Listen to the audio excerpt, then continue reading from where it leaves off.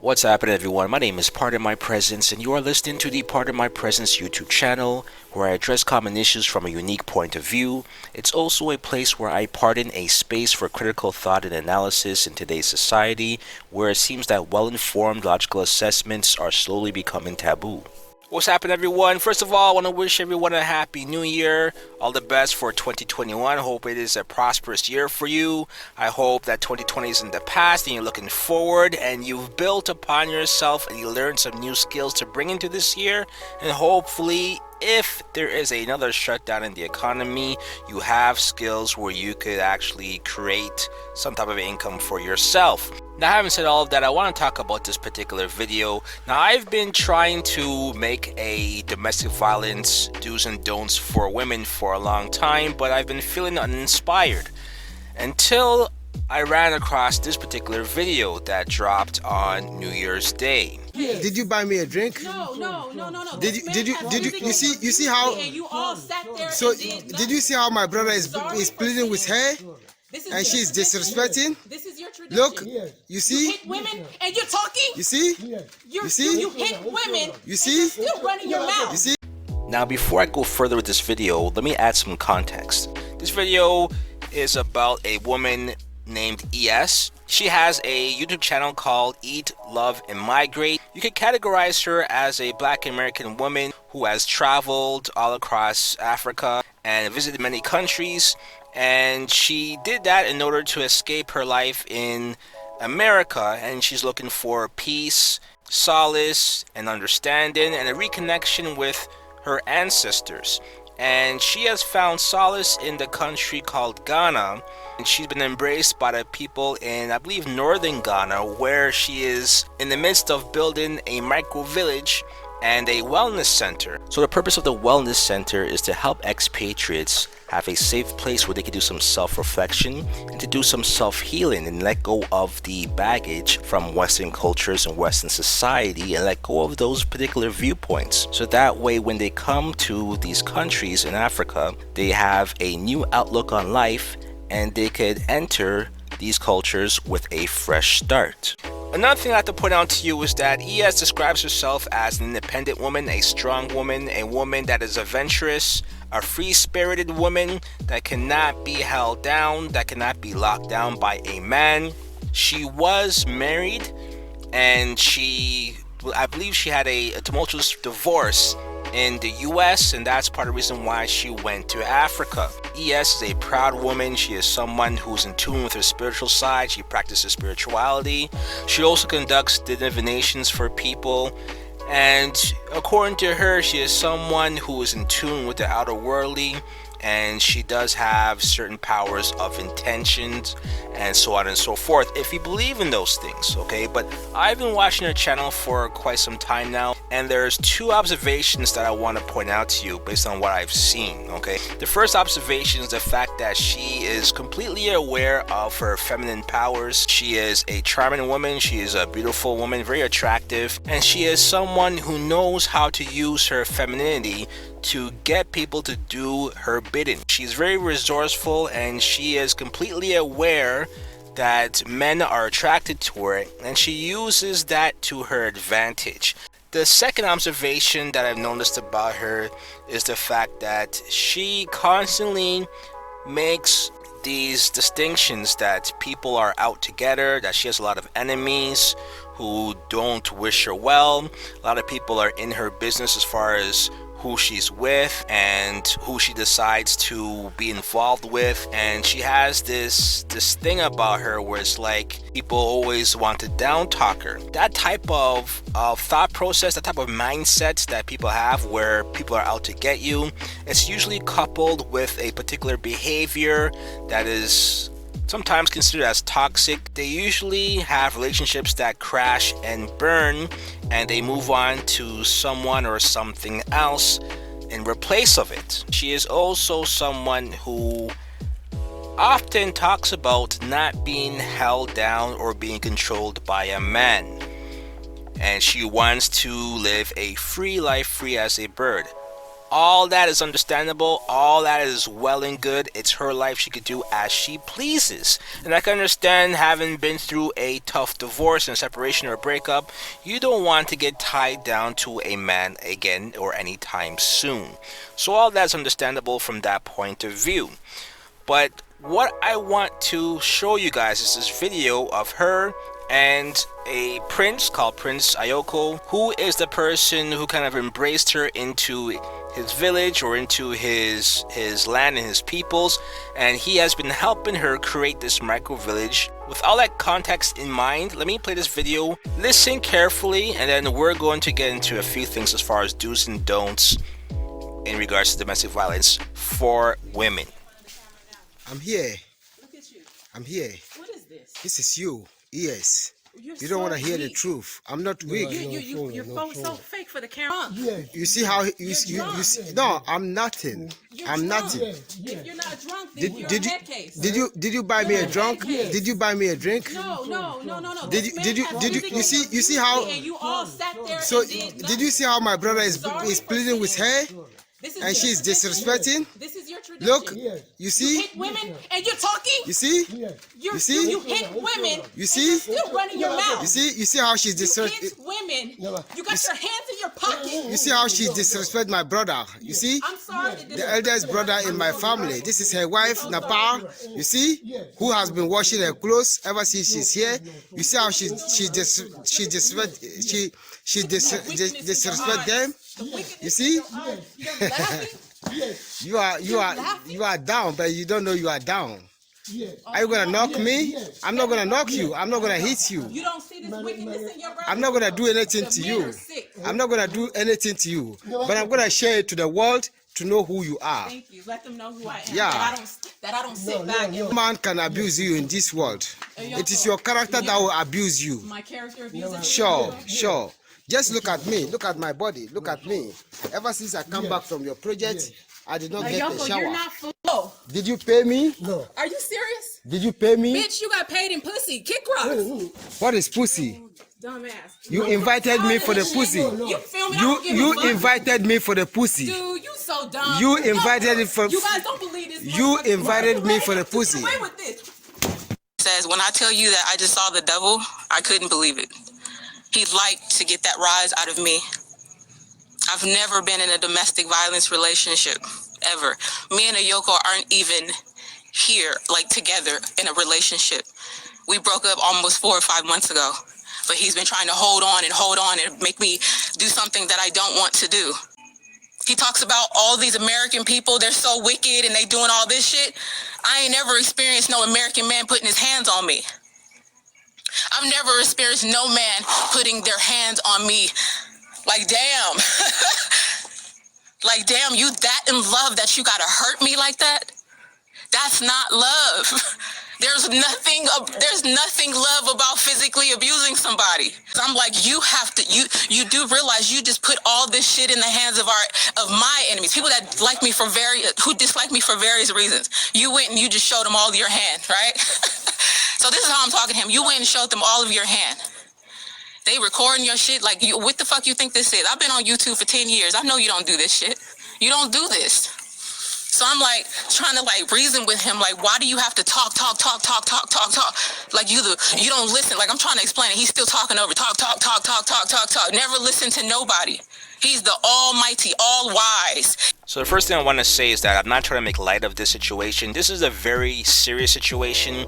This is an American woman who is by herself in a country in the rural parts of Ghana up north. This is not a situation that any woman would want to find themselves in, especially when you're dealing with a man who is a prince, right? Someone who has some stature within the area, someone who has some influence.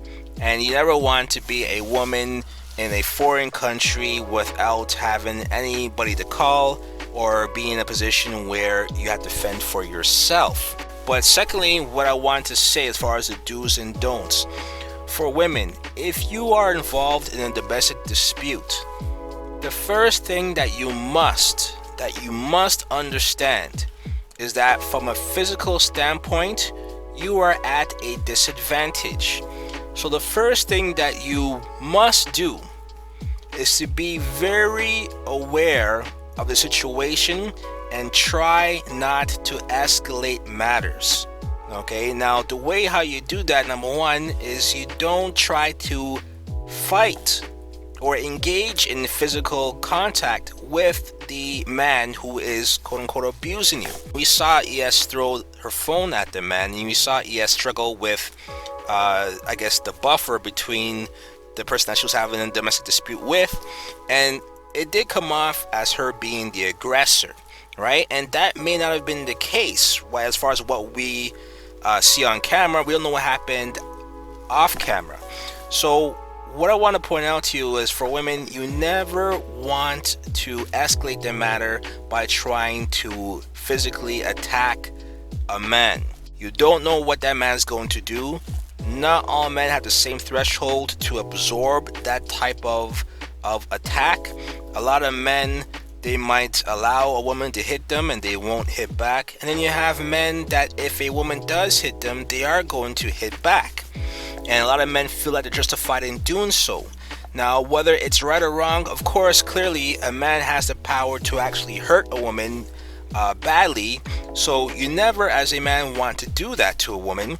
But women, again, at the end of the day, it is your body, it is your health, it is your peace of mind that you want to protect. So you never want to escalate matters to the point where you might end up in a situation where a man will attack you, right? Or continue to attack you.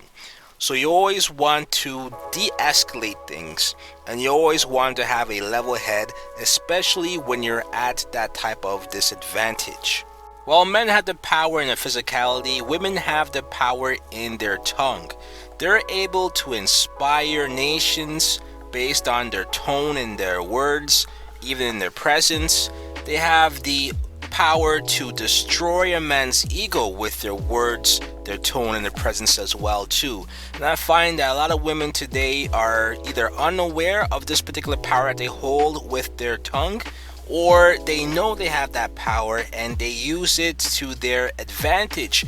But in a situation where we're dealing with a domestic dispute, that advantage turns into a disadvantage very quickly. So the last thing that you want to do is escalate matters by saying things that will get a man even more heated than he already is. Because if he has put hands on you, then clearly he is no longer in control of his faculties, and you don't know what he's going to do. And unless you are someone who is built like China and WWF and ready to go blow for blow, that is not something you want to do. You want to de-escalate the situation.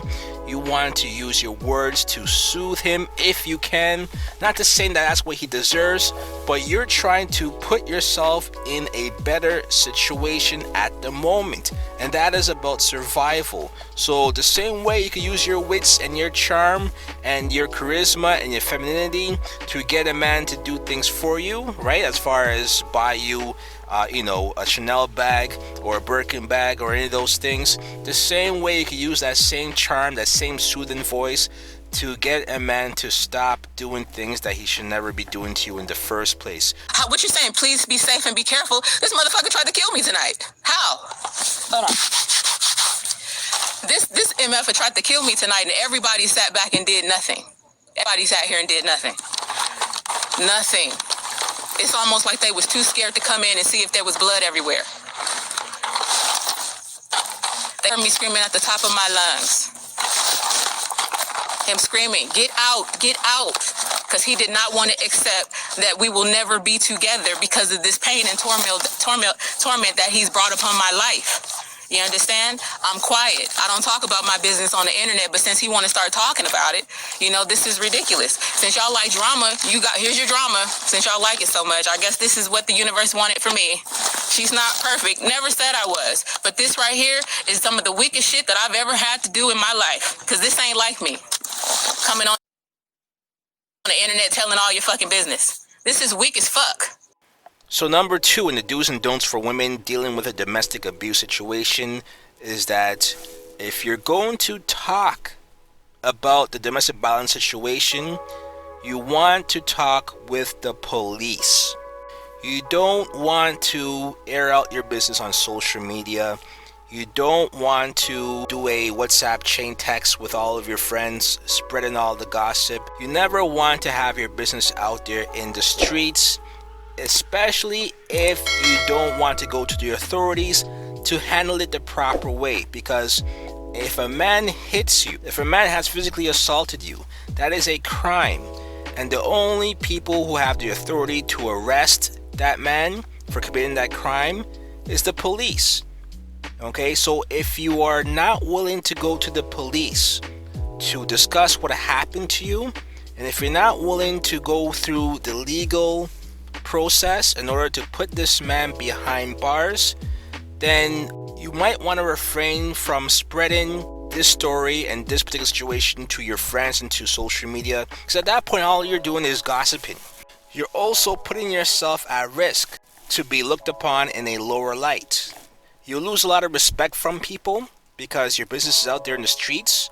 You also have people questioning you on whether or not what you're saying is real, if it actually happened. People start questioning your integrity, and that's something that you don't want to deal with, having dealt with domestic violence. You never want to be in a situation where you were abused, but as a result of how things transpired, people do not believe you. So if we go into talk, the first people you should talk to is the police, the authorities. Get this case file opened, get it started, have this man arrested. Because nowadays, men don't believe women when it comes to domestic disputes. Men believe that the woman started it and the man reacted, and this is what happened, and it's tit for tat, and that's how it's going to be. We saw that with the Meg Thee Stallion fiasco, right? Where Meg Thee Stallion got shot in her foot. She protected Tory Lanez, didn't say anything about what happened. She gave a BS story that really wasn't believable. And then she changed her story later on when people started questioning her and started dissecting the whole story and started questioning her angles. And then she finally said that Tory Lanez shot her. But at that point, her integrity, her credibility was down the drain. And on top of that, she never went to the police. Talk to the police to get things started. Because if you were abused, the last thing you should want to do is to protect your abuser. You don't want to go back to that particular man where this could happen again. Because I'll tell you this, once a man has crossed that line to put hands on you, more than likely he will do it again. And you'll never know why, and you'll never know for what particular reason he'll do it. But if he's crossed that line with you and you remain with him and you decide to try to work things out, there's a good chance he will cross that line again. So if someone does that to you, go to the police, press charges. Do not let men get away with committing these crimes against you. And that is the only way that other men are actually going to support you, because they see that you're serious about the situation. They see that you have some credibility if you went to the police first and then wait, like Meg Thee Stallion, or you tried to hide and protect your abuser, like Meg Thee Stallion. You never want to do that. So this happens a lot with sexual assault issues as well too. And I'll say sexual assault as S&A going forward, just to prevent any issues with algorithms. But when it comes to S&A issues, I find that a lot of women, they don't want to go to the police. They don't want to go to trial. They don't want to be exposed. I mean, who does want to be known for the person who was a victim of S&A? So I understand that that stigma, the apprehension, that reluctance to make it officially on paper and to have that information exposed about you. I understand, but you have to look at it from another standpoint, because when you look at cases like Harvey Weinstein and Bill Cosby, even with R. Kelly as well too, if you are someone who commits these crimes, it is a sickness and it's something that is a behavioral pattern. If you've done it with this particular person, then you've done it before, and you probably continue to do it unless someone steps forward. And to think, if that woman who stepped forward, if she had stepped forward initially and went to the police and put her name out there and on the line and took it to trial and got either R. Kelly put in jail, taken to trial and convicted, or Weinstein or Bill Cosby, then how many countless of women would they have saved from having to deal with that same experience? So when people talk about bravery, it'll be even more braver if that person came forward first and followed through and didn't really care about being exposed, because they saw in the bigger picture that you want to prevent these type of people from committing these acts against other women. So you come forward, because Bill Cosby has 30 plus women that have all said that they were abused by him. Weinstein has the same thing. 10s, 20s, 30s of women coming forward saying that they were abused by him. With R. Kelly, what if Aaliyah came forward and said, look, R. Kelly abused me? If she had done that, instead of taking the money and being cool with him and left that under the rug, then would there be any of those other cases that we saw on Surviving R. Kelly? Probably not, because R. Kelly would be in jail and his career would have been cut short a lot sooner, to the point where people wouldn't say, you know what, forget what R. Kelly did, I love his music, I love his catalog, because none of those songs would exist, because he would be in jail. It's very important that women come forward, speak to the police, go on record, have these men accountable for the crimes that they commit.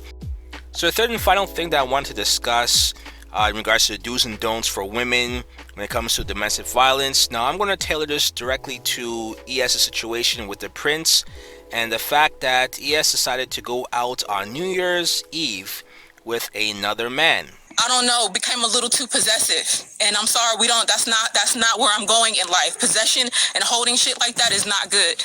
It's not good for the spirit, it's not good for the soul. You know, there has to be levels of freedom. He was upset because I chose to go do something else on New Year's Eve. That's how this all started. Because I chose to do something else. Nothing romantic, just chilling with my new friend, because I'm a grown-ass woman. I'm single, unmarried, not betrothed to anybody. I'm as free as a bird. I'm as free as a bird.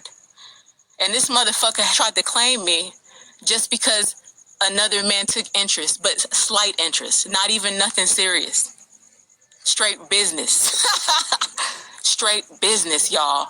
That whole marriage thing, we already that out months ago. You understand? So at that point, I'm an available woman. You know, I just don't talk about that. But see, everybody got the answers to me. Everybody want to create stories and drama about me. I had the friend like drop me way there. I said, let me get a yellow because I don't want a Yoko tripping. Let's make this go viral. Against weak motherfuckers who can't get their way and are jealous when they see another man with some fucking beautiful abs working his disciplined self off. He was so fucking weak, he just had to give it to you. I don't fuck with weak motherfuckers. I don't marry weak motherfuckers. Do you understand? That is why it didn't work out. Because I saw through that shit long ago. You're getting all the truth now. Take notes, motherfuckers. Take notes. I don't deal with weak motherfuckers. That's what it is. That's why I didn't marry his ass, all right? I never thought in a million years that a Yoko would ever put his hands on me. We ain't even been together physically like that. To have that much passion and hate towards me. He was like, have you paid me? How much did you pay me for all this work? Motherfucker, you was paid in pussy at the time. Like, what the fuck you think this is? See how fake people are? I'm not giving you no fucking cash. Nigga, you got the gold. See, people are ungrateful. I was gonna marry his ass. And then when I started seeing the real him, I said, fuck that. This man is a man that is a personal trainer. He has a six-pack according to a video that ES put on her channel previously. And she has said that she's not attached to anyone, and therefore she can do as she pleases. However, in this particular situation, she returned home at 1:30 in the morning to what we are to assume is her dwelling. But as we come to find out, it is the prince's dwelling, meaning that he is hosting ES. Now, here's one thing that people need to understand. If you're dealing with someone that is of a high stature, someone who is of a traditional position like the princes, they are going to adhere to traditional rules. And one of those rules has to do with respect. If you are going out with another man late at night, you don't really tell people where you're going, or who you're going with or what you're doing, and you come back at the time that you please, then you have to understand that that is disrespectful towards that man who is vouching for you to come into this village, into this community, and he's using his influence to allow you to come and build within the village. You have to understand that there are rules that come with that. It looks like ES didn't really care about those rules. She believed that because she is not tied to him, that she could do as she pleases and be with whoever she wants to be with. She was involved with the prince romantically, sexually, and according to her, were in a relationship 5 months ago. And then they got into this business venture of creating this particular micro village, the wellness center.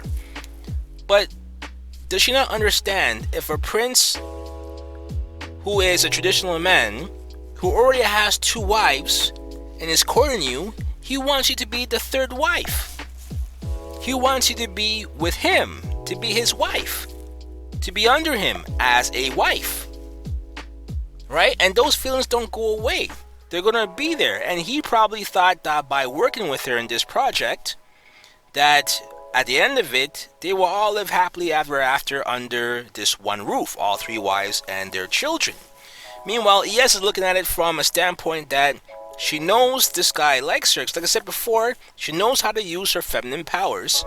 She knows this guy likes her, and she's going to use that weakness to get him to do what she pleases. And as we saw in that video, it was revealed that she paid him with sex. Not with money, with sex, to get him to do the work that she needs him to do. You cannot mislead anyone, people, men and women, in that fashion. You cannot use people in that fashion. You cannot play with people's emotions in that fashion. You have to understand that it would be seen as a sign of disrespect, and that he is going to come to you and question about where you've been and what you're doing.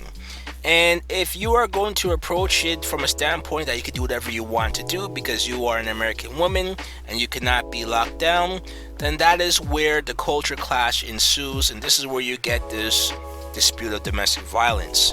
Now, it is unfortunate and it's sad to see both of these people, who are supposed to be considered as respectful people online, on YouTube, get into this messiness that we see online here. And it's very sad that it had to come to this. It shouldn't have.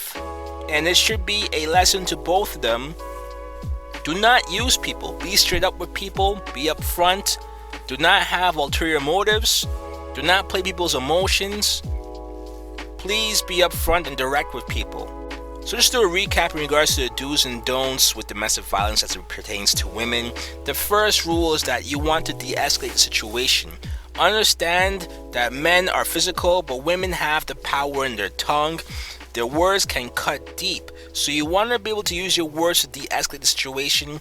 You never want to up the ante. You never want to put yourself in a position where you're going to egg the man on, which could cause you more harm. You want to find a way to de-escalate and remove yourself from the situation if you can, and get somewhere where you could be safe. That's number 1. Number 2. Quit with all the talking to social media. Quit all the talking to try to slander the man's name in public. Go to the police. Get that man put in jail. I know that it might put your name out there. You might have to be exposed as someone who is a victim of domestic violence. But understand that by putting a man who has abused you behind bars, you're actually saving a lot of women from being involved in this man in the future, where they could also become victims of domestic violence or even sexual violence. So you want to stay the course, go to trial, put that man in jail. Do not protect your abuser. Put him behind bars where he belongs. So number 3, I believe it's important for you to understand the situation that you place yourself in.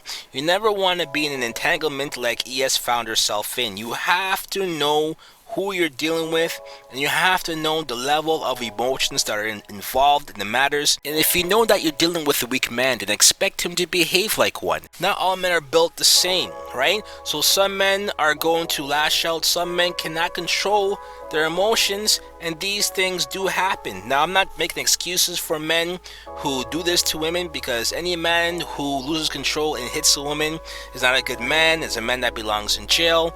But women need to understand how these powder keg situations can explode, and you might find yourself like ES in a position that you cannot control. So those are my 3 points for domestic violence in pertaining to women and the do's and don'ts. Let me know if you agree or disagree. Let me know if I'm making sense. Let me know how you feel about the matter with ES. Do you think that she could recover from this, or do you think that this is the end of her journey and the end of her channel? You let me know. I hope she recovers. I hope she gets back on her feet and she handles things differently going forward. But until next time, Happy New Year 2021. Until next time, pardon my presence. Peace.